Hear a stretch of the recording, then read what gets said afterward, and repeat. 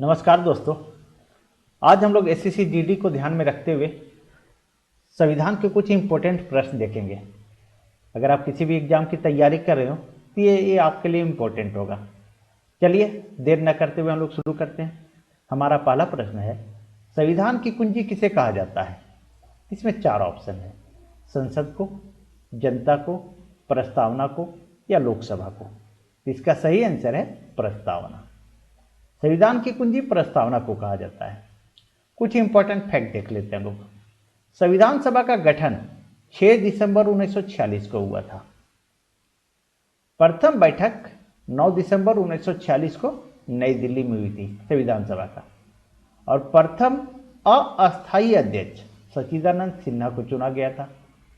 और 11 दिसंबर 1946 को डॉक्टर राजेंद्र प्रसाद को अस्थायी अध्यक्ष चुना गया था। संविधान सभा में 389 सदस्य थे, जिसमें महिला सदस्यों की संख्या 15 थी।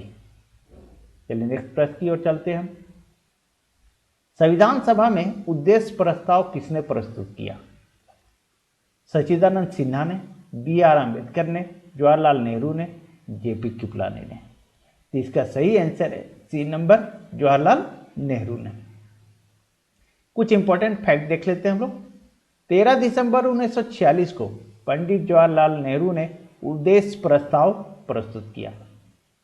संविधान निर्मात्री सभा में झंडा समिति के अध्यक्ष JP कृपलानी को चुना गया था। नेक्स्ट प्रश्न की ओर चलते हैं। भारतीय संविधान में मौलिक कर्तव्य कहां से लिया गया?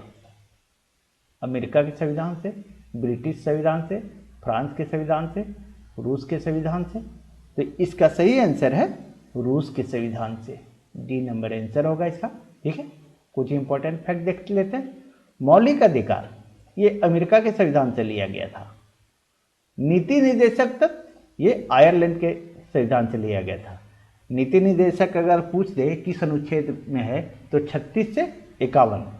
ठीक है, यह है समवर्ती सूची का प्रावधान, ऑस्ट्रेलिया के संविधान से लिया गया था। एकल नागरिकता ये ब्रिटेन के संविधान से लिया गया था। इसको याद करने का एक तरीका है, क्या है कि मौलिक कर्तव्य रूस से और या से होता है अमेरिका।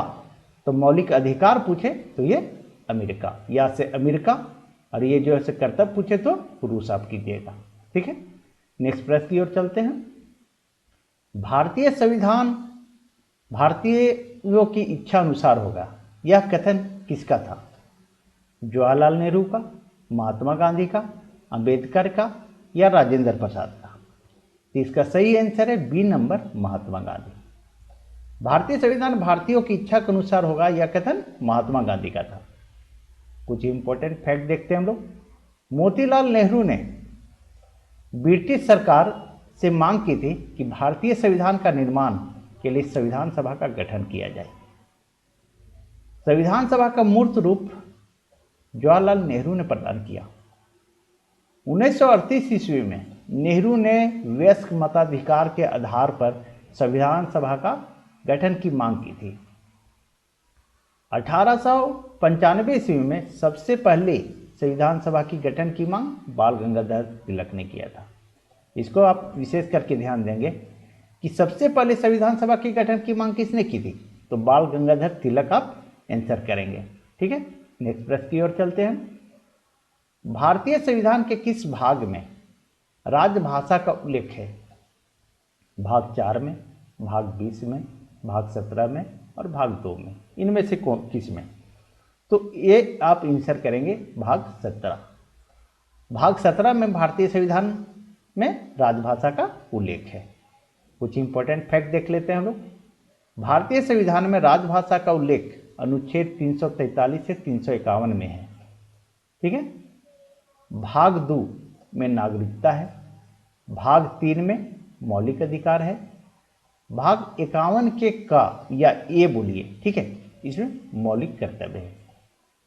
भाग 15 में निर्वाचन है और भाग 18 में आपद उपबंध है, और भाग 20 में संविधान संशोधन। संविधान संशोधन अनुच्छेद पूछे तो अनुच्छेद 368 आंसर कीजिएगा। ठीक है, नेक्स्ट प्रश्न की ओर चलते हैं। भारतीय संविधान में कितनी भाषाओं को राजभाषा का दर्जा दिया गया? ए में है 14 भाषा, बी में 18, सी में 20 भाषा और डी में 22 भाषा। तो इसका सही आंसर है 22 भाषा। भारतीय संविधान में राजभाषा को 22 को मान्यता दी गई है। ठीक है, कुछ इंपॉर्टेंट फैक्ट देखते हैं हम लोग। राजभाषा का उल्लेख 8वीं अनुसूची में है और दल बदल ये 10वीं अनुसूची से संबंधित है। संविधान निर्माण के समय 14 भाषा की मान्यता दी गई थी। सिंधी भाषा को 21वां संविधान संशोधन अधिनियम द्वारा संविधान में जोड़ा गया। कोंकणी, मणिपुरी और नेपाली को 71वां संविधान संशोधन द्वारा जोड़ा गया था। ये 1992 में जोड़ा गया था। बोडो, डोगरी, मैथिली और संथाली भाषा को 52वां संविधान संशोधन द्वारा 2003 में जोड़ा गया था। नेक्स्ट प्रश्न की ओर चलते हैं। प्रधानमंत्रियों में सबसे बड़ा कार्यकाल किस प्रधानमंत्री का था? इंदिरा गांधी का, चौधरी चरण सिंह का, वाजपेयी का या जवाहरलाल नेहरू का? तो इसका सही आंसर है जवाहरलाल नेहरू का। प्रधानमंत्रियों में सबसे बड़ा कार्यकाल जवाहरलाल नेहरू का था। कुछ इंपॉर्टेंट फैक्ट देखते हैं हम लोग। पहली बार जब इंदिरा गांधी प्रधानमंत्री बनी थी तो राज्यसभा की सदस्य थी और भारत की पहली महिला प्रधानमंत्री इंदिरा गांधी थी। चौधरी चरण सिंह एकमात्र ऐसे प्रधानमंत्री रहे हैं जो कभी लोकसभा में उपस्थित नहीं हुए थे। ठीक है, नेक्स्ट देखते हैं हम लोग। विश्वास मत प्राप्त करने में असफल होने वाले प्रथम प्रधानमंत्री ये विश्वनाथ प्रताप सिंह हुए थे। ठीक है, लोकसभा में विश्वास मत प्राप्त नहीं कर पाए थे, तो आप आंसर कीजिएगा विश्वनाथ प्रताप सिंह। ठीक है, नेक्स्ट प्रश्न की ओर चलते हैं और 8वें प्रश्न की ओर। संविधान के किस अनुच्छेद में धन विधेयक की परिभाषा दी गई है? अनुच्छेद 103, अनुच्छेद 109, अनुच्छेद 110 और अनुच्छेद 124। तो इसका सही आंसर है 110। अनुच्छेद 110 में धन विधेयक की परिभाषा दी गई है। कुछ इंपॉर्टेंट फैक्ट देखते लेते हैं हम लोग। जिस समय संविधान पारित हुआ था उस समय 395 अनुच्छेद और 8 अनुसूचियां थी, लेकिन वर्तमान में 465 अनुच्छेद, 12 अनुसूचियां और 25 भाग हैं। ठीक है, चलिए नेक्स्ट प्रश्न की ओर चलते हैं। कुछ टाइपिंग में मिस्टेक हो गया है। भारत के संविधान में कितने आपत्ति उपबंध हैं? 2, 4, 3 या 5? इसका सही आंसर है 3 है। कुछ इंपॉर्टेंट फैक्ट देख लेते हैं। अनुच्छेद 352 में राष्ट्रीय आपातकाल, ठीक है, अनुच्छेद 356 में राष्ट्रपति शासन और अनुच्छेद 360 में वित्तीय आपातकाल का प्रावधान है।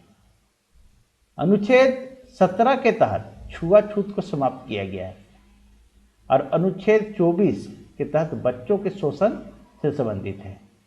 नेक्स्ट देखते हैं हम लोग।